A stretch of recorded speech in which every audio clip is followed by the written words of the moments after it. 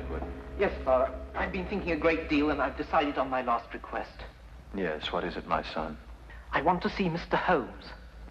Who? Mr. Sherlock Holmes, the detective.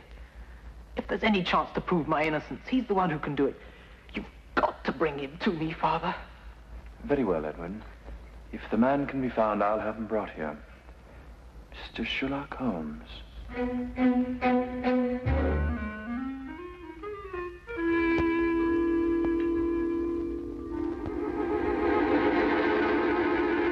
Watson, I want you to assist me in a rather unusual experiment. Experiment? What kind of an experiment? I want you to stand by while I drink this. Oh, and you'll need your stethoscope. What?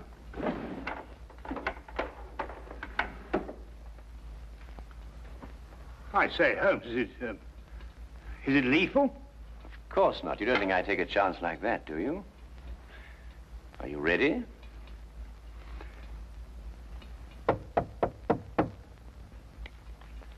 Oh, thank goodness, whoever you are. Oh, dear. Come in, Lestrade, come in. Delighted to see you. Well, this is a warm welcome. Well, now, sit yourself down, make yourself at home. No, I won't, thank you very much. Tell me, social call? No, not exactly. Oh, what's the trouble, Lestrade? Do you remember the Phyllis Brighton murder? Oh, yes, of course. Brighton. She was stabbed, wasn't she? That's right, by her husband, Edward Brighton. About an hour ago, he made known his last request. Rather an unusual one. Oh, what was it? You. Me? Why? Well, no explanation. Simply wanted to see Sherlock Holmes. And you know, Holmes, wherever it's humanly possible, we try to fulfill these last requests of condemned men. Naturally. And I take it that his execution is imminent then, Lestrade? Yes, at dawn. He has about 7 hours to live. Come on then, Watson. We have little time to lose. If a man calls for me in his final hours, it may mean that we too shall be called upon to fulfill a final request. And 7 hours is little enough time when a gallows is at the end.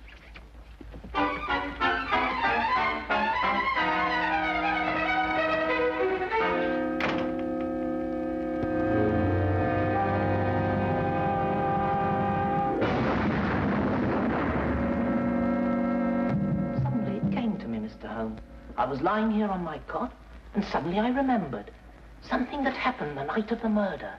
It had entirely escaped my memory until now. What was that recollection, Mr. Brighton? I'm afraid it won't make sense to you until you understand some of the other facts in the case. Oh, yes, of course. Well, please go on.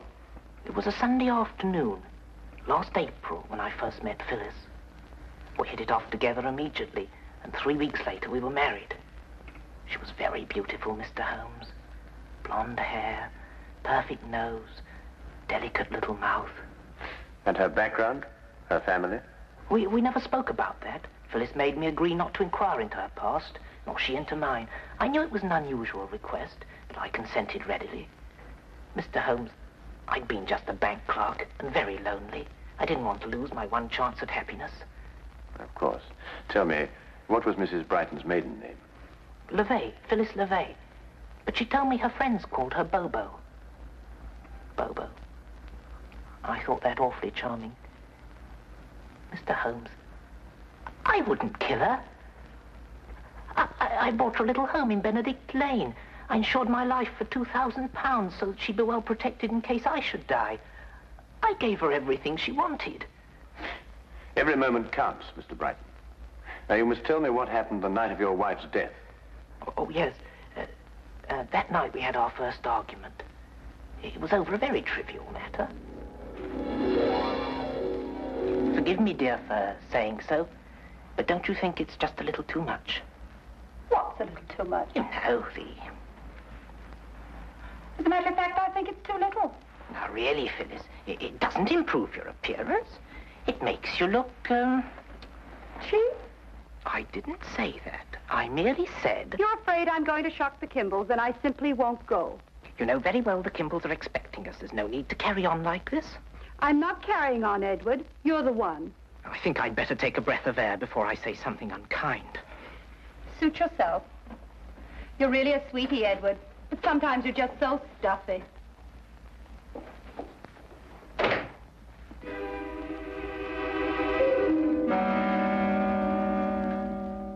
That was the extent of it, Mr. Holmes.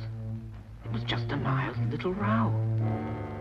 But at the trial, the neighbors testified we had a violent argument that night. To this moment, I can't understand why they should say such a thing. After you left your wife, what did you do? I merely walked. I don't know exactly where. I just walked. After a while, I began to think of some way to apologize to Phyllis. I didn't want to make her unhappy, even over the smallest thing. I must have traveled a good long distance when suddenly I began to feel ill. Ill? Yes, I'd contracted malaria as a young man in South Africa. I knew I was in for another one of my seizures. Dr. Watson, you know what malaria does to a man? Oh, yes, indeed. High fever, sweats, chills, and sudden fainting spells. That's it. With the first chills, I instinctively turned back towards the house. I had medicine there that would lessen the effect of the attack. I wasn't aware of the street or anything around me. Each step I took became a struggle.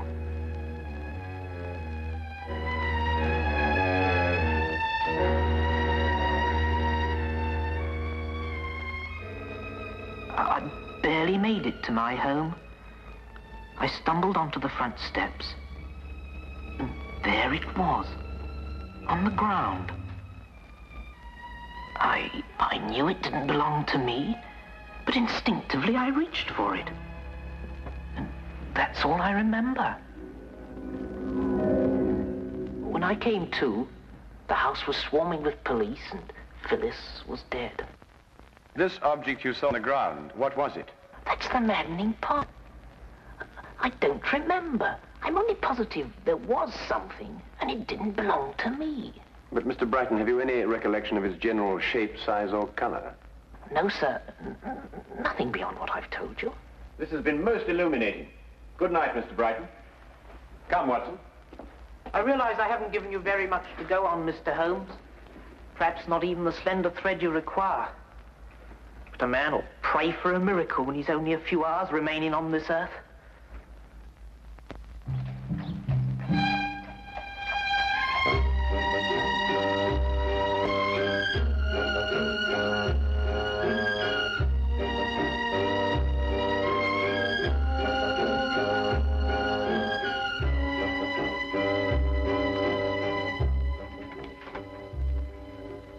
Holmes, come in. What did Brighton want? Lestrade, may I see the items that you took from Edward Brighton's pockets when he was arrested? Hmm? No, I said, may I see? Oh, very well. Wilkins, bring over Brighton's effects, will you? Well, I don't want to seem pessimistic, Holmes, but you think this poor chap's got a chance? No, I'm afraid all the evidence proved conclusively that he had a violent quarrel with his wife, then murdered her in a fit of rage. These mild-mannered clerks are always the ones. Oh, thank you, Wilkins. There you are, Holmes. There's nothing unusual in there. Keys, handkerchief, wallet, and so forth. Yes, just Lestrade says. Nothing there but common or garden personal effects, Holmes. Well, I, for one, wonder where we go from here. We go to 14 Hanover Place, Watson. Beg your pardon? What are we going there for? That's the address of the tobacconist who prepared this mixture. Yes, I can see that's the address, but I still don't understand. Quite obvious, Watson. Brighton in his cell was smoking the inexpensive, ordinary sea shanty brand of tobacco. Well, that's a specially prepared blend, only made for the well-to-do connoisseur. You'll note the burley base, a touch of latakia, and a certain amount of yenijay leaf. Extraordinary olfactory perception, Holmes. But what has the man's smoking habits to do with the case? Perhaps everything, Lestrade. It's my guess that Phyllis Brighton had a visitor that evening, while Edward Brighton was roaming the streets. And this is the something that he picked up on his return. The something that he couldn't recall. Come, Watson. The scent of this tobacco may very well lead us to the real murderer. And we have little time to lose. Good night, Inspector.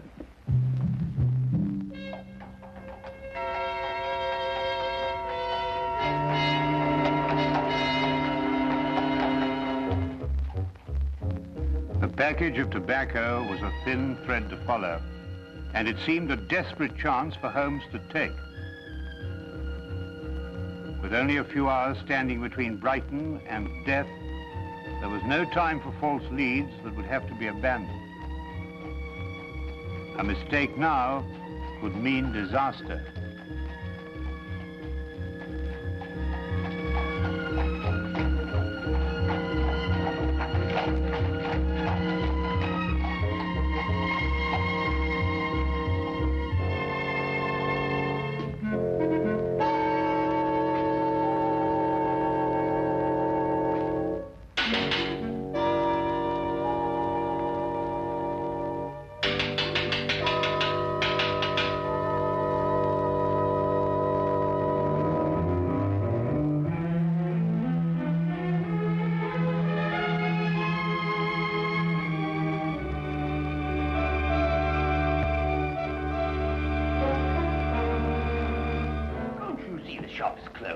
Come back tomorrow. Tomorrow will be too late. We must see you now. What about? Murder. Murder? Murder.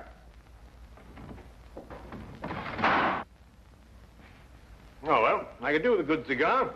I don't believe we'll have time for that, Watson. You choose a cigar like another man chooses a wife. Oh, I say, really, Holmes. Murder? Yes. My name is Sherlock Holmes. This is Dr. Watson. May we come in, please? Oh, it's Mr. Holmes. Indeed, do come in. Come in. Thank you. My shop is at your disposal. Mr. Carruthers, a man's life is at stake. The information you may give us may very well save him from the gallows. I'd like to have a look at your client's ledger with the names and addresses of all those who smoke this blend of tobacco. Why, certainly, Mr. Holmes. It's my own special mixture, you know. Not many of my clients have the discernment or the cash to smoke it. I hope this will be some help to you.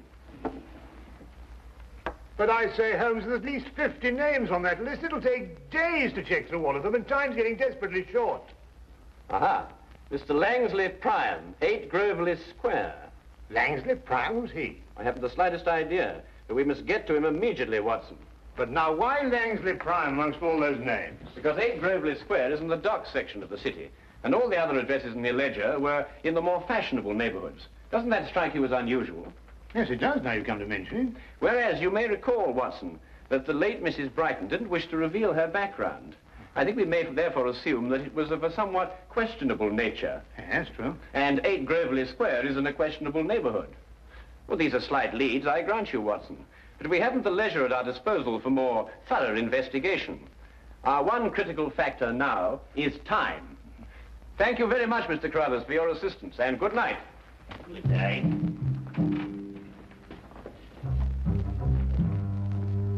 Murder.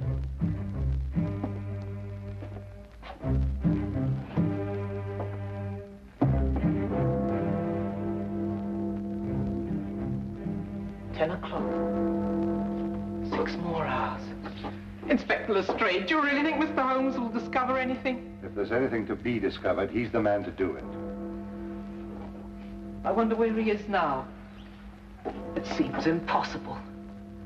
All I could give him were a few hours of vague memory.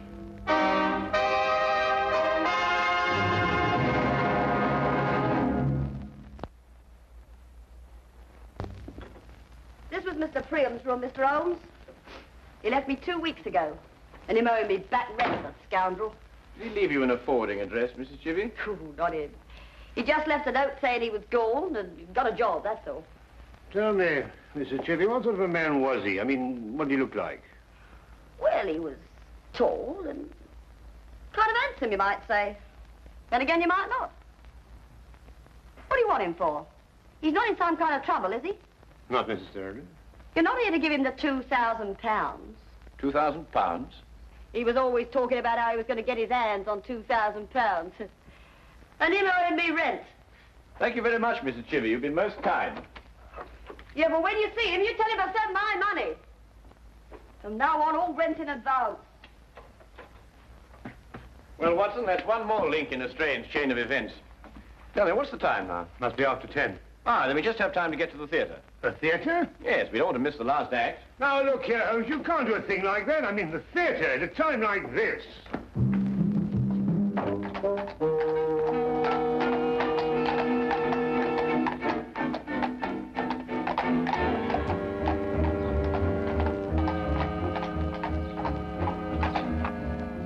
Really, Holmes, your desire for entertainment is most callous.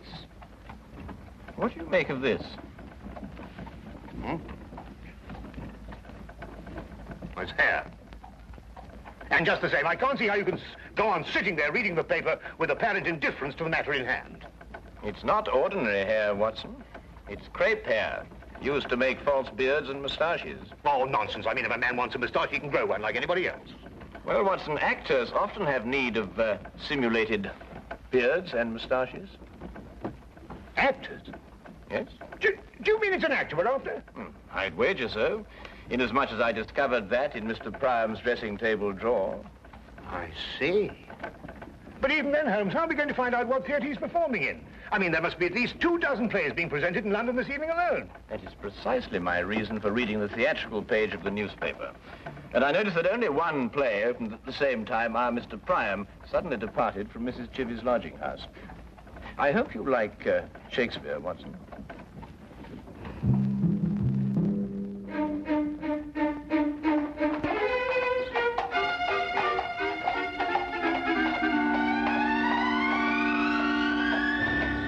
Nobody goes backstage. Those are my orders. But my good man. If you're from the costumes company, you can't touch a thing until after the show. As Mr. Pettifoot says, he'll be able to pay by the end of the week. I am not here for the costumes. I'm here on a very much more important matter, one in which every moment counts. Mr. Pettifoot says? See here. This gentleman here is, was Sherlock Holmes. Sherlock Holmes, the detective? Yes. Checkmate.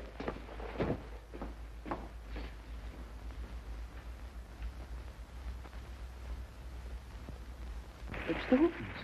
The final death scene is just starting. I can't ring down the curtain until it's all over. And how do you know that Mr. Priam is the man that you are looking for? No. I'm very sorry. You'll just have to wait until the end of the play. The show must go on. My dear sir, a man's life is at stake. With all due respect to the bard, I may be forced to tread the boards myself. Holmes? Holmes, where are you? Oh. I nearly broke my blasted neck finding you. Watson, this is Mr. Pettifoot. Pettifoot? What? Foot. You know. Foot. Oh, I beg your pardon. Mr. Pettifoot, my friend and associate, Dr. Watson. How do you do? How do you do? Mr. Pettifoot refuses to lower the curtain, Watson. Absolutely. The tradition of the theatre does not permit it. Now, I must ask you gentlemen to leave. Leave. Oh, please, leave. Oh, very well. Come on, Watson. It is the cause. It is the cause, my soul. Let me not name it to you, you chaste stars. It is the cause. Yet I'll not shed her blood, nor scar that whiter skin of hers than snow, and smooth as monumental alabaster. Yet she must die, else she betray more men.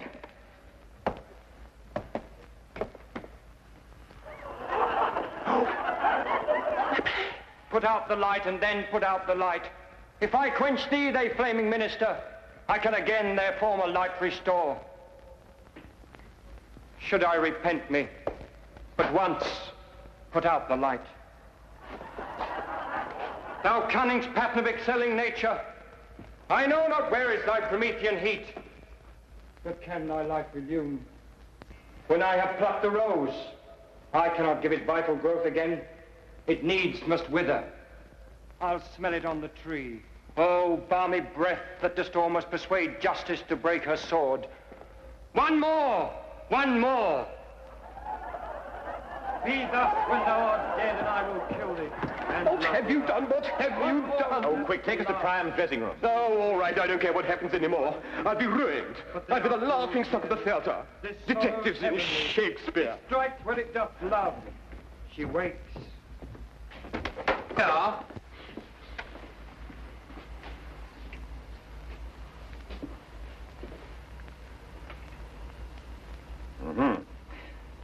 Well, the final thread is woven, Watson.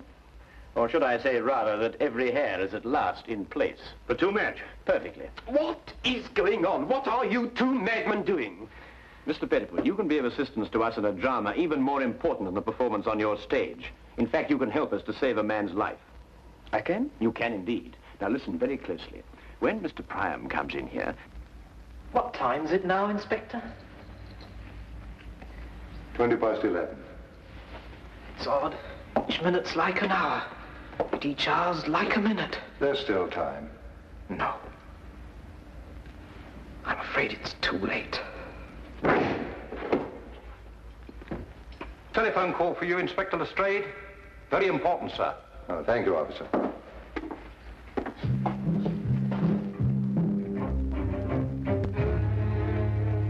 Say, Holmes, he'll be here any minute. You want me to hide behind the door and jump him as he comes in? No, you needn't do that, Watson. Just sit there and do nothing, whatever happens. Right. He's coming.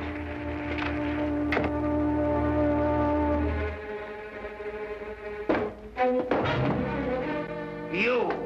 How dare you? You ruined my scene! That, I believe, will only be the least of it. Well, who are you and what do you want? In answer to your first question, my name is Sherlock Holmes.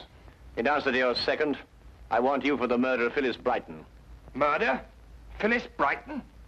Better known in theatrical circles as Bobo LeVay. Get out of my dressing room. Your acting stands you in good stead, Mr. Priam. You've almost convinced me of your innocence. However, acting and life are two quite different things.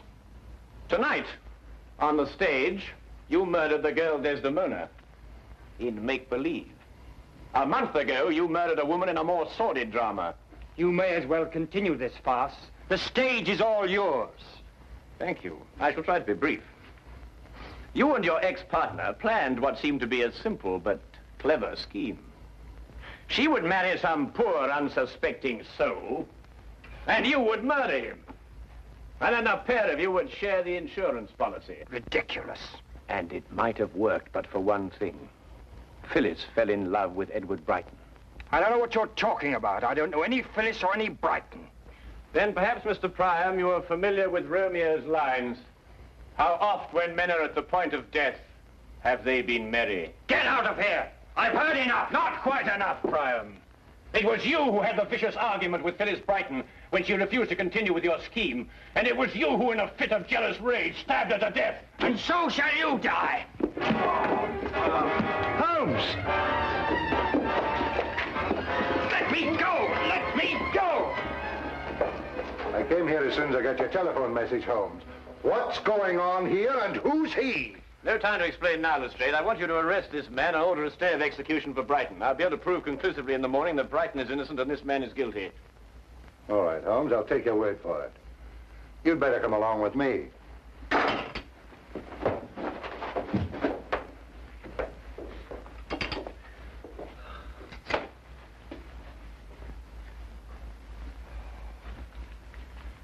Oh, I must admit, Holmes, I've been far too shaken to think clearly, but just the same, I can't believe it. I mean, with my very eyes, I saw him stab you with that dagger. Holmes, what on earth? Watson, if actors were allowed to use real weapons on the stage, the mortality rate would be something fantastic. Observe how the blade disappears into the handle. See.